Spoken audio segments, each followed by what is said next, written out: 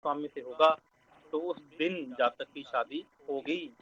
उससे पहले या उसके बाद में शादी के योग नहीं है। शादी के योग ऐसा नहीं कि लाइफ में एक ही बार बनते हैं, शादी के योग लाइफ में मल्टीपल बनते हैं। तो उन्हीं में से किसी एक दिन की शादी आपकी जातक की होना ही संभव हो सकती है। तो इस प्रकार से हम शादी के टाइम को, शादी के समय को निकालते हैं। इसे हम मुहूर्त भी कहते हैं। या मुहूर्त के माध्यम से शादी का समय और शादी की चीजें हम निकालते हैं। और लेकिन मैं बिल्कुल। आपको बता, हॉरोस्कोप के माध्यम से ऐसे योग अभी ऐसी ऐसी रिसर्चेस हुई हैं, और मैं आपको बताता हूँ मैंने पिछले 20 सालों से इसमें ऐसे ऐसे योग मैंने अब अपनी खुद की ऐसी ऐसी रिसर्च बनाई है एस्ट्रोलॉजी के माध्यम से, जिसमें मैं देखकर भी हैरान हूँ कि किस तरीके से ये योग और ये चीजें एस्ट्रोलॉजी के उपाय काम करते हैं। ऐसी ऐसी कुंडली शादियां मेरे माध्यम से हुई हैं जिनके योग ही नहीं बन रहे थे या योग बड़े वीक थे, आज वे अपने बहुत अच्छे से शादीशुदा जीवन व्यतीत कर रहे हैं। जी। साथ ही आचार्य जी बहुत सारे ऐसे लोग भी होते हैं जिनकी शादियां नहीं होती है, तो क्या उपाय होंगे, उनकी कैसे शादी होगी एस्ट्रोलॉजी के हिसाब से, आपके हिसाब से क्या उपाय करना चाहिए उनको कि उनकी शादी हो जाए? देखिए, मैंने आपको अभी बताया था कि लड़की के लिए जो वर होता है वह मंगल होता है, और लड़की के लिए जो वधु होती है वह शुक्र होती है। कि लड़की को लग रहा है कि उसकी शादी नहीं हो रही, तो उसको निश्चित रूप से हनुमान जी की या मंगल ग्रह की पूजा करनी चाहिए। अब जिसमें हिंदू रीति रिवाज में मंगल ग्रह को हनुमान जी से देखा जाता है, ऐसी लड़कियों को हनुमान जी के मंदिर जाना चाहिए। लड़कियों को अपने हाथ से कभी भी सिंदूर नहीं लगाना चाहिए हनुमान जी की प्रतिमा को, ऐसा ये कहा गया है, और ये 100% बात सत्य भी है। ठीक है, यदि आप उनको सिंदूर लगाना है तो अपनी मदर के हाथ से या अपने पिताजी के या अपने भाई के हाथ से लगवाएं। हनुमान जी को चोले चढ़ाएं, एक से एक दिन हनुमान जी की पूजा करें, हनुमान जी को लाल फूल चढ़ाएं।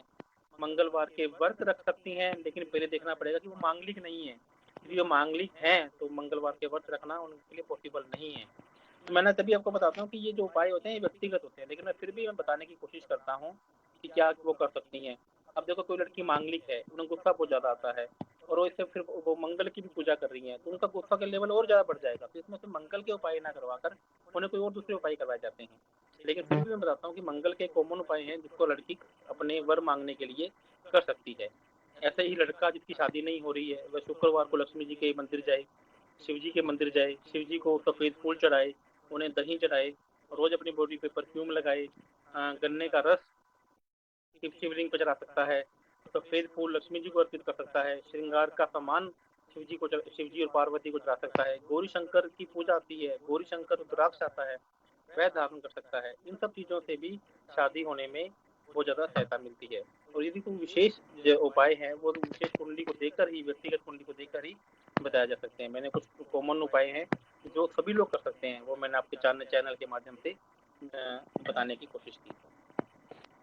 जी, आपने बहुत अच्छी जानकारियाँ दी है, जिनको नहीं पता है, जो गूगल पे सर्च करते हैं, गूगल पर बहुत सारी बातें आती हैं निकल के, ऐसे ही नहीं है कि वो सारी फैक्ट हो, लेकिन एक्चुअल में आचार्य जी आपने बताया वो बिल्कुल लोग करेंगे तो शायद हो सकता है उन्हें उनकी परेशानी का हल मिल जाए।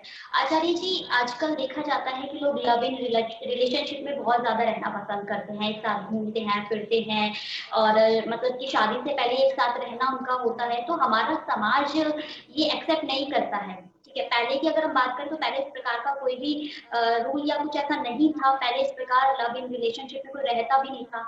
आपके नजरिए से क्या है, ये क्या सही है इस प्रकार रहना? देखिए, ये बात सही है या गलत है, ये भारत का संविधान तय करे, भारत की कोर्ट तय करे। मैं आपको एस्ट्रोलॉजी के माध्यम से ये बता सकता हूँ कि किसी की कुंडली में यह योग कैसे बनता है।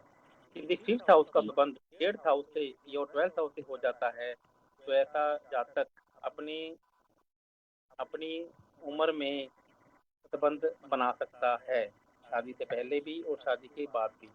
तो ऐसे मैडम, ऐसे पूजा जी बहुत सारे योग होते हैं और अनगिनत योग हैं। और देखिए, मैं आपको ये बात बताता हूँ, हिंदू रीति रिवाज में या किसी भी रीति में ये माना गया है कि आपको सिंगल वाइफ या सिंगल साथ में ही रहना चाहिए, उसके अलावा रिलेशन नहीं बनाना चाहिए। लेकिन कभी उसके बावजूद भी लोग बनाते हैं, तो उसके भी उसके कुंडली में एक योग होते हैं। और यदि कोई मोस्टली देखा गया है कि स्त्री बात से लेकर वाइफ परेशान रहती है कि मेरे हस्बैंड के बहुत ज़्यादा रिलेशन है, या वाइफ रहती है कि पत्नी कहता है कि मेरी पत्नी के बहुत ज़्यादा रिलेशन है, तो हम एस्ट्रोलॉजी के माध्यम से भी इसके उपाय दिए गए कि उसका माइंड चेंज हो जाए, उसकी प्रवृत्ति चेंज हो जाए। तो ऐसे भी इस कुंडली में एस्ट्रोलॉजी में इसके भी उपाय बताए गए हैं, लेकिन इसके योग भी होते हैं, उसके उपाय भी होते हैं। मैंने आपको बताया कि 5th हाउस का संबंध या 7th हाउस का संबंध 8th हाउस से और 12th हाउस से हो जाए तो जातक ऐसा कर सकता है। वो लिव इन रिलेशनशिप में भी रह सकता है, उसके एक्स्ट्रा मैरिटल अफेयर भी हो सकते हैं और वह एक से ज़्यादा संबंध भी बना सकता है। जी बिल्कुल आचार्य जी। आचार्य जी अभी की हम बात करें तो आजकल शादियां ज्यादा नहीं चल पाती है। आप देख सकते हैं कि किस प्रकार डिवोर्स वगैरह आए दिन होते रहते हैं और ज्यादा समय लंबे समय के लिए शादियां नहीं चल पाती है। पहले की अगर हम बात करें तो पहले बहुत लंबे समय के लिए शादियां चल पाती थी। ये जो डिवोर्स वाला सिस्टम है इसका मुख्य कारण क्या है? क्यों हम सफर की एक दूसरे से नहीं बनती है? क्या ये भी ग्रह के ही कोई योग वगैरह है या फिर आजकल युवाओं की सोच ही ऐसी हो गई है? नहीं, मैं आपको फिर बताना चाहूँगा, ये भी ग्रहों की ही चाल है। लेकिन मैं आपको इसमें बात बताऊँ कि आज के समय में ऐसा क्यों हो रहा है। देखिए, मैंने पिछली वीडियो में मैं बताया था कि जो हम कर्म कर रहे हैं वो हमारी तीसरी पीढ़ी भोगती है। ठीक है, यदि हमने आज कर्म किया कि हमारे हमारे पिताजी के पिताजी या उनके पिताजी ने किसी के साथ यदि बुरा किया होगा तो आज की वो पीढ़ियां भुगत रही हैं। आज आप देखो ना, आज के बच्चों में का मैक्सिमम लोगों का जो मून है वो चंद्रमा है, वो पूरी तरीके से पीड़ित है। क्यों? क्योंकि लोगों का बहुत ज़्यादा नुकसान किसी न किसी ने किया हो सकता है, तो उसका जो खमियाजा है वो तीसरी पीढ़ी या चौथी पीढ़ी आके भुगतती है। तो यदि 7th हाउस का स्वामी छठे घर में, सातवें से छठे में, मतलब 12वें घर में, दूसरे घर में या फिर छठे घर में, मतलब इन घरों में आ जाए तो जातक को शादी से संबंधित समस्या आती है। तो 7वें घर में दो या दो से ज्यादा शत्रु ग्रह आकर बैठ जाए, क्रूर ग्रह आके बैठ जाए, पापी ग्रह आकर बैठ जाए, तो भी शादी की लाइफ में समस्या आती है। या फिर दो या दो से ज्यादा शत्रु ग्रह वहां पे दृष्टि संबंध बना लें, दृष्टि से देख, तभी यह समस्या आती है। और मैंने देखा है कि 50% से ज्यादा आजकल के जो चार्ट में यह योग देखे जा, जैसे हम आगे बढ़ रहे हैं, अभी जो चार्ट आ रहे हैं पिछले दो तीन सालों में, 5 सालों में, 10 सालों में, ऐसे चार्ट आ रहे हैं जिनके 7th हाउस की स्थिति बहुत ही बेकार है, बिल्कुल भी अच्छी नहीं है। हम आपको बता, अभी मैंने बताया था कि 7वें घर का स्वामी छठे घर में चला जाए, मतलब कि 7वें से छठा कौन सा है, 12वां घर, वहां पर चला जाए तो मतलब सामने वाला आप पर कोर्ट केस या पुलिस का मुकदमा भी करा सकता है। यदि 7वें का स्वामी 8वें घर में चला जाए तो सामने वाला आप पर ब्लैक मैजिक या जादू टोना, आपने सुना ही होगा, इस तरीके की बातें करवाता है। वो 12वें घर में चला जाए तो कहता है कि हम नहीं रहना है। तो ये सब भी योग आपकी कुंडली से देखे जाते हैं और ये योग भी आपकी कुंडली में बनते हैं और इनका निराकरण भी हमारे शास्त्रों में बताया गया है। तो आचार्य जी अगला सवाल और अंतिम सवाल मेरा ये है कि आमतौर पर देखा जाता है जैसा कि आपने भी बताया कि शादी एक परंपरा है और हमें वंश चलाने के लिए शादी भी करनी पड़ती है। ये सारी बातें आपने जैसा कि अभी रखी और ये बिल्कुल फैक्ट भी है। तो शादी के बाद में ऐसे भी बहुत सारे कपल होते हैं जो मतलब कि रिलेशन में रहते हैं लेकिन उन्हें बच्चा नहीं हो पाता है। तो ये इसका क्या मुख्य कारण है? क्यों आगे उनका वंश नहीं चल पाता है? या फिर कोई कुंडली में पहले से, क्योंकि गुणवर्ग भी मिलाए जाते हैं, क्या गुणवर्ग वगैरह इन सब से भी ठीक रहता है रिलेशन? देखिए, मैं ये कह रहा हूँ कि बच्चे का टॉपिक हम एक अलग पूरा टॉपिक ले लेंगे, कल भी हम शादी का ही टॉपिक लेंगे, इसको मोर आगे बढ़ाएंगे। फिर एक पूरा वीडियो, एक हम शादी पे बच्चा ना होने के क्या कारण होते हैं, और बच्चा गोद से मिलेगा, बच्चा आईवीएफ से होगा, बच्चे के अबॉर्शन होने के चांसेस क्या हैं, किस प्रकार से बच्चा नहीं हो रहा है तो योग कैसे बनाया जाए, इसके बारे में हम पूरी डिटेल में एक बात करेंगे। आज की बात करते हैं कि गुण मिलाने की बात करते हैं। तो मैं बताता हूँ कि हमारे कुंडली में 36 गुण मिलाए जाते हैं। तो पहले सिर्फ गुण मिला के ही शादी की जाती थी।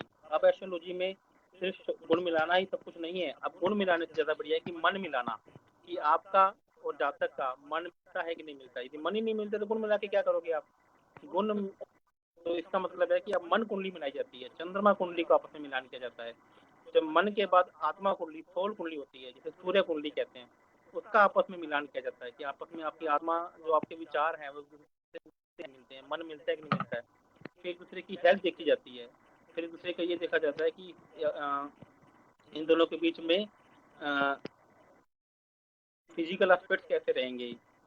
तो ये गुण से भी ज्यादा ये इम्पोर्टेंट है।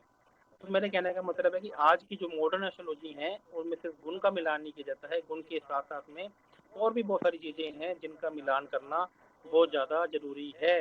मैंने ऐसी भी शादियां देखी हैं जिनमें 36 में से 33 गुण मिलते हैं लेकिन शादियां नहीं चल पा रही हैं, और ऐसी भी शादियां देखी हैं जिनमें 36 में से 20 गुण मिल रहे हैं लेकिन वह शादी बहुत अच्छी चल रही है, क्योंकि उनका आपस में मन मिल रहा है। यदि आपका आपस में मन है तो कुछ गुण ऐसे भी हैं जिनको हम अवॉइड भी कर सकते हैं, और कुछ गण ऐसे हैं जिनको हम अवॉइड नहीं कर सकते, और जिन गण को अवॉइड कर सकते हैं कि उनका मन मिलता है तो हम डेफिनेटली हम शादी को आगे को अहेड कर सकते हैं।